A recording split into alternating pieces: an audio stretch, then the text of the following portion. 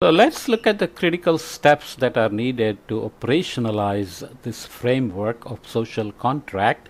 Will this be one social contract across the whole globe, or will it be local social contracts that add up to global social contract? Obviously, sustainability, adaptation, everything is local, circular economy, etc. But if done correctly, the whole globe has to add up to be sustainable and have the social contract functioning. So this is about operationalizing the framework. Integrated capacity building. Capacity building is a broad concept where you are trying to introduce a transition, and people have to be prepared for it, governments have to be prepared for it, markets have to be prepared for it, and so on. Governance structures shape how state and non-state actors interact, define power relations, and make decisions for the collective good. To meet today's complex challenges, these structures must embed care as a guiding principle and enhancing society's capacity to steward both people and planet. When applied to governance and economic systems, care can shift them from extractive to regenerative, prioritizing equity, well-being, and sustainability. Again, sounds idealistic, but yet it may become the most critical step other than all the technological solutions we'll find, like carbon capture and efficient EVs and so on and so forth. Such transformation engenders both institutional safeguards such as anti-monopoly regulations, participatory decision making, and so on, as well as human capacities such as emotional intelligence and systems thinking. Civic actors play a pivotal role in catalyzing decentralized networks that can scale care, hold institutions accountable, and align markets with regenerative principles. However, civil society is not inherently cohesive. In contexts marked by fragmentation or polarization, bridging divides and fostering collaboration becomes essential to embedding care-centered governance across micro, meso, and macro levels and across sectors. Okay? These efforts lay the groundwork for an integrated approach to capacity building at all domains. State capacity design inclusive policies grounded in care and ecological stewardship, strengthen legal and institutional frameworks to enforce rights, provide public services, and uphold social stability. Market capacity, support regenerative business models and transform value chains to promote equity, decent work, and environmental sustainability. Civic capacity, empower civic actors to foster social accountability, scale community innovations, and revitalize the commons as a shared way of life. Bioregional capacity, ensure ecosystems thrive with biodiversity and ecological integrity in ways that are locally and regionally relevant. Again, these are kind of prescriptive and co-production type of statements, and these are the steps necessary for operationalizing, but doesn't necessarily mean these can directly translate to implementation. So there are still capacity building needed, but also incentivizing, adjusting market forces to focus on these holistic principles. If everything is about profit and transactions and not care or social contract, then obviously that's not going to work. So most importantly, capacity building efforts across state, market, and civic sectors must converge towards social capital formation, strengthening social cohesion, and laying the foundation for inclusive, collaborative societies capable of addressing unique challenges and opportunities in local context. So that's where you have to really implement things at a very local context, so that any exchanges beyond the local contexts are also coming for other local contexts which are built the same way with a similar social contract or the same social contract and the holistic principles and systems thinking. While the establishment of a commons-based eco-social contract that values every individual and form of life takes multi-pronged efforts, it's essential for regenerative development. Building this foundation requires large-scale, open and inclusive dialogues within and across communities to foster civic engagement and social accountability. Such efforts help reduce power asymmetries by creating checks and balances among state and non-state actors while also making space for restorative justice. Strengthening civic discourse and capacity through meaningful conversations, shared sense-making, and coordinated action is crucial to counterbalance state market power dynamics, prevent elite capture, and address inequality. Ultimately, individuals beyond their professional roles in their employment play a vital role in restoring bioregions, revitalizing community connections, and nurturing responsible citizenships. As ideal as it sounds, the ideas are really worth thinking about, and a vision for the future can include such a framework implemented and operationalized with capacity built for people to live with such a framework. And without such a good vision or an optimistic vision for the future, we will always feel anxious and scared of climate change and its impacts and market forces and wars and so on and so forth. Application-wise, addressing elite capture through eco-social contracts, so each country's path toward integrating social inclusion and environmental sustainability into its development paradigm is shaped by its political processes, institutional histories, and cultural context. Governments govern differently depending on how power is distributed and exercised. Transforming entrenched power relations requires more than technical interventions. It invites a whole of society effort to empower citizens and enable governments to challenge vested interests. This section applies the eco-social contract framework to one of the most persistent development challenges, elite capture, particularly acute in resource-rich or fragile settings where governance is dominated by narrow interests. The central question becomes, how can elite-driven governance models be transformed into citizen-focused systems? So we are going at many levels and many fundamental levels where it's not clear if it will ever work, right? The way we have come along since evolution, literally we are struggling with these questions of equality and justice and fair governance and avoiding elite capture and so on, and yet that's the system that has survived millennia.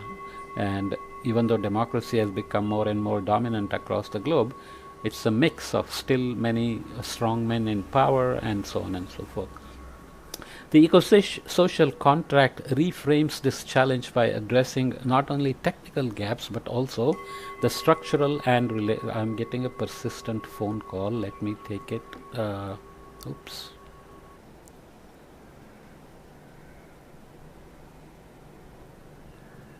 I am recording. I don't know what I did there.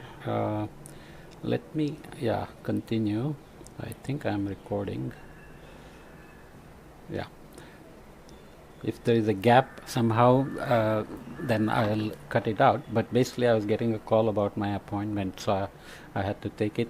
The eco-social contract reframes this challenge by addressing not only technical gaps, but also the structural and relational dynamics that sustain elite capture. Since power and resources are often concentrated among elites, transformation involves shifting incentive structures, regulating undue influence, and encouraging behavioral change so elites contribute to rather than block inclusive development. So World Bank has a report on that, also probably involves Fan Yang in it. 3 interdependent strategies support this shift. Building stakeholder capacity, so strengthen the state, market, civil society, and bioregional actors to operate in complementary and reinforcing ways. Transforming power dynamics, close governance gaps, implement redistributive policies, and strengthen local actors to counterbalance asymmetries. So elite grab has to be prevented with top-down measures and bottom-up capacity. Fostering locally relevant reforms, tailor reforms to local contexts, support legal pluralism, and engage communities in co-creating monitoring systems and feedback loops. So they are solid steps, and again, implementation in reality is going to be the challenge, of course. At its root, elite capture stems from a disconnect between elites and shared well-being. of course, it's a power grab as well as economic advantage they are trying to hold on to. A scarcity mindset sustains systems with power where power is concentrated and public resources are unequally distributed. Reframing governance as a relational process centered on care, mutual responsibility, and collective flourishing offers a powerful entry point. This shift begins with honest dialogue and coalition building across levels. Government, civil society, and private sector coordinate efforts to advance inclusive reforms and redirect governance toward common good. It's all great, but there may be some evolutionary aspects involved in terms of just us versus them, and paranoia about people who don't look like us, and of course the inherent lack of switch to say, I have had enough wealth, I don't need any more. Humans don't have this kind of a switch. So altogether, we end up as individuals who may be very greedy or not worried about relational process and shared commons and shared well-being, etc. And then we also build communities which tend to inherit cultural memes or shared values which become norms, and then becomes hard to interact with other communities which have different norms or which look different region, different religion, language, and so on. Ultimately, nation building depends on citizens' capacity to participate meaningfully and hold institutions accountable, alongside state and market actors willing to innovate and share power. Trust has to be built, so everybody has to feel that they are able to be participants and have power to do things, agency. The eco-social contract highlights the need for integrated capacity building and rebalanced relationships. Table 2 outlines examples of policy actions that can support inclusive transitions, but these must be adapted to fiscal realities and available capacity as well. So illustrative reforms to rebalance power and address elite capture through eco-social contracts. I won't read all the details, but state capacity again is short-term, medium-term, and long-term. So institutionalize participatory governance, co-design policies with state, market, and common actors, and so on, and strengthen legal frameworks for oversight, rebuild trust, etc. And market capacity then short term, so support social enterprises and strengthen informal sector organizing, etc. Medium term, curb illicit financial flows and promote fair tax practices. Long term, align values chains with regenerative principles to foster value networks grounded in shared benefits. Again, not exhaustive and not exclusive. Civic capacity, short term, medium term, and long term. In the long term, you want to improve digital access and platforms for inclusive civic participation. There are examples like Taiwan's digital democracy, but Taiwan is a small, fairly homogeneous country.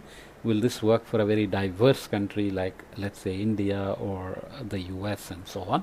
Bioregional capacity, so we are looking at market here and state here. So in the state, we looked at civic capacity. In the market capacity, we have bioregional, bioregional capacity. Short term, medium term, and long term. In the long term, you want to establish bioregional councils linking ecology and development. I read long term because nothing is short term now. Everything has to be at transformative long-term change, right? So they are not within each other. State capacity, market capacity, civic capacity, and bioregional capacity. Okay, so relational pathways to systemic change. This is what is critical: systemic change. Solving deep-rooted inequalities requires more than isolated reforms or individual capacity building. It demands a fundamentally relational approach, one that focuses on the quality of relationships and the design of processes that enable collective wisdom, coordination, and care, that enable I somehow repeated it there. This involves aligning multiple dimensions of development, drawing inspirations from integral theory. You can read up more on that. Interior dimensions of values and culture, exterior dimensions of systems and policy, and individual and collective perspectives, balancing personal agency with communal well-being using technologies such as participatory methods and warm data labs. so that digital democracy etc. can actually function in reality. So here is another prop: regenerative future. How everybody is happy and part of the nature, monitoring, verifying, and species other than us are running around happily here, and you are living in nice green space. It's all bright and sunny. With these inner and outer individual and collective dimensions, when these inner and outer individual and collective dimensions are integrated, ecosocial contracts become not only conceptually meaningful but practically actionable. A deeper awareness of what connects, conditions, and divides people, especially in the invisible interior realms, is essential for real progress. Ecosocial contracts operate across multiple levels, of course, individual, organizational, national, and international. Their interconnectedness can catalyze systemic transformation. Otherwise, in fact, it's not going to happen. For instance, when a business adopts ecosocial principles, embedding fair labor, environmental stewardship, and community engagement, it can influence peers and shift standards sector-wide. Similarly, pioneering countries that embrace inclusive regenerative governance can inspire shared learning and foster regional integration to enhance ecological, social, cultural, and economic vitality of the regions over time. So slowly it will go, grow across boundaries. This regional web means that no action exists in isolation. Connections across sectors, regions, and scales amplify change by reorienting development towards relationships and process. Ripple effects can take hold, transforming both local realities and the global landscape. Okay, so ultimately it has to be global, and the key question is, will it be implemented locally, adding up to regions and the globe, or will it have also a component coming down from global scales to local scales? Obviously it has to go both ways, because international trade, for example, and international labor exchanges, or when you build things one place and send it to another place, labor has to be treated the same across all these markets, which doesn't happen now because we are using cheap labor in India or Malaysia or China or wherever else to build things and send it to rich countries. Poor countries can grow, developing countries can develop with cheap labor, but eventually you want this system to be equal across all scales, right? So sounds very idealistic, as I said, but given all the details, hopefully it can start somewhere, maybe in a place like Taiwan or South Korea, which are rich and homogeneous, and then have cascading effects across boundaries to moving to less poor and less homogeneous countries, growing into a global scale systemic change. Okay, let's leave it here, and then for what it's worth, it's idealistic, but I liked reading it, and I thought I'll report to you, because vision for the future can be very optimistic. Okay.